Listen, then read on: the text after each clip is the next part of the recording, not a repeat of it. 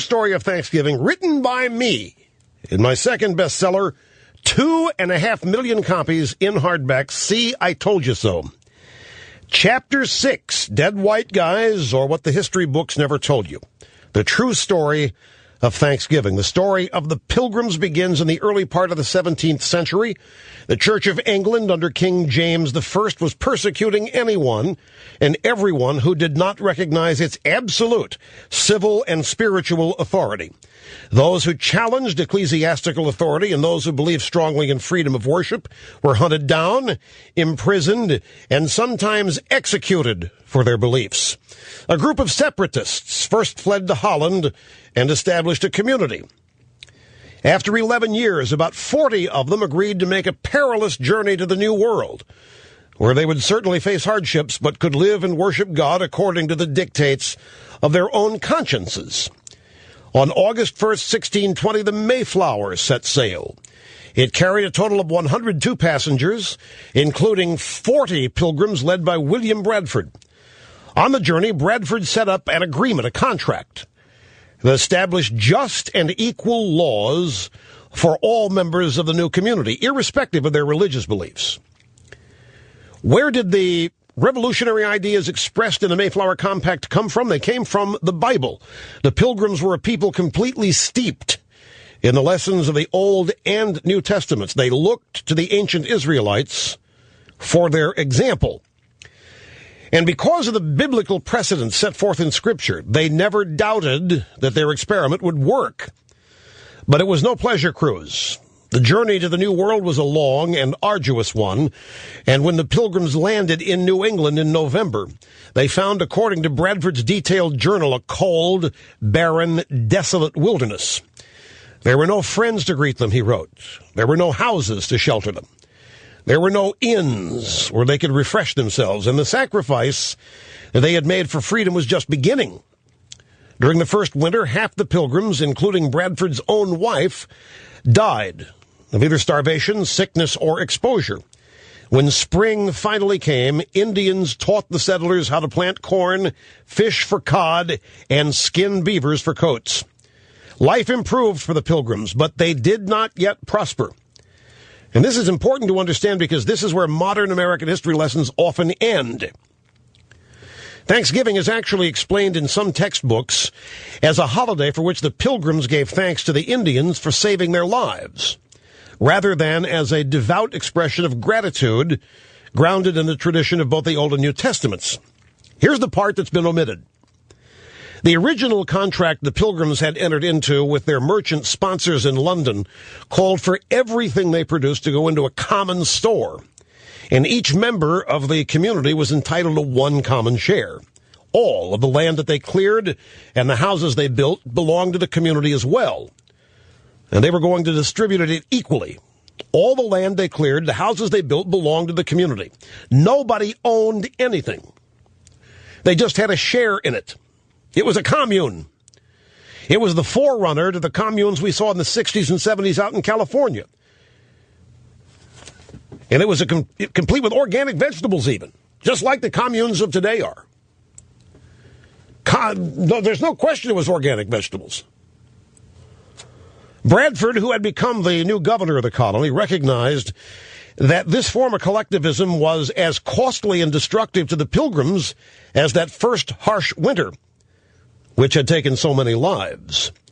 He decided to take bold action. Bradford assigned a plot of land to each family to work and manage, thus turning loose the power of the marketplace. Long before Karl Marx was even born, the Pilgrims had discovered and experimented with what could only be described as socialism. And what happened? It didn't work. They nearly starved. It never has worked.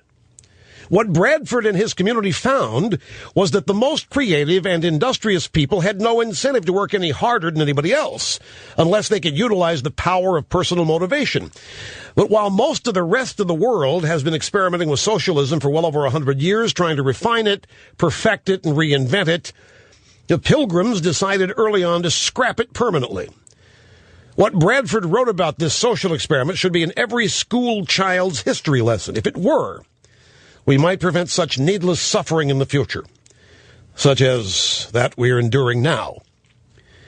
The experience that we had in this common course and condition, this is Bradford, the experience we had in this common course and condition tried Sunday years, that by taking away property and bringing community into a commonwealth would make them happy and flourishing, as if they were wiser than God, Bradford wrote.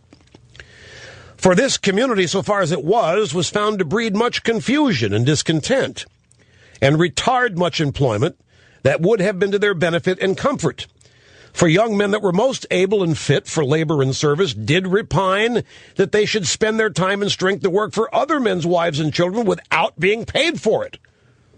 That was thought injustice. Why should you work for other people when you can't work for yourself? What's the point? That's what he was saying.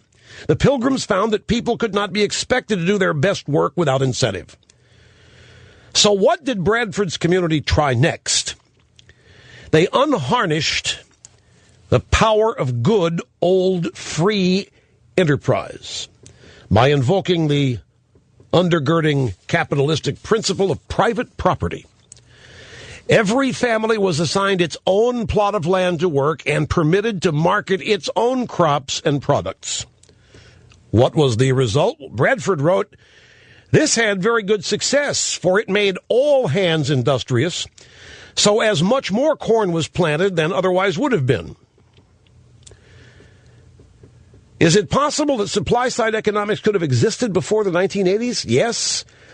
Read the story of Joseph and Pharaoh in Genesis 41. Following Joseph's suggestion, Pharaoh reduced the tax on Egyptians to 20% during the 7 years of plenty, and the earth brought forth in heaps. Well, in no time, the Pilgrims found that they had more food than they could eat themselves. Now, this is where it gets really good. If you're laboring under the misconception that I was, as I was taught in school, they set up trading posts. They exchanged goods with the Indians. The profits allowed them to pay off their debts to the merchants in London. And the success and the prosperity of the Plymouth settlement attracted more Europeans and began what came to be known as the Great Puritan Migration. But this story stops when the Indians taught the newly arrived suffering and socialism pilgrims how to plant corn and fish for cod. That's where the original Thanksgiving story stops. The story basically doesn't even begin there. The real story of Thanksgiving is William Bradford giving thanks to God for the guidance and the inspiration to set up a thriving colony that socialism caused near starvation. The bounty was shared with the Indians. They did sit down. They did have free-range turkey and organic vegetables. But it wasn't the Indians who saved the day. It was capitalism and Scripture which saved the day, as acknowledged by George Washington in his first Thanksgiving proclamation in 17